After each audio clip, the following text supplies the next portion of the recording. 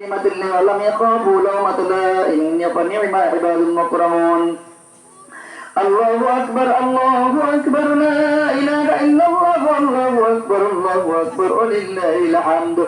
أما بعد فأوصيكم بتقوى الله أيها الإخوان. اعلم أن يومكم هذا يوم عظيم القدر والشان، عيد مبارك بارك الخير والفلاح والغفران.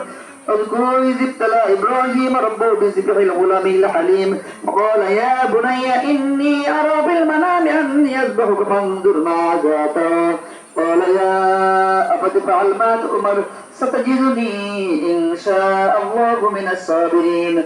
فلما أسلم تله للجبين وناديناه أن يا إبراهيم قد صدقت الرؤيا إنا كذلك نجزي المحسنين إن هذا لهو البلاء المبين وفديناه بذبح عظيم. الله أكبر الله أكبر لا إله إلا الله والله أكبر الله أكبر ولله الحمد. عن سيدنا القم رضي الله تعالى قال أصحاب رسول الله صلى الله عليه وسلم ما هذه الأضواحي يا رسول الله؟ قال سنة أبيكم إبراهيم.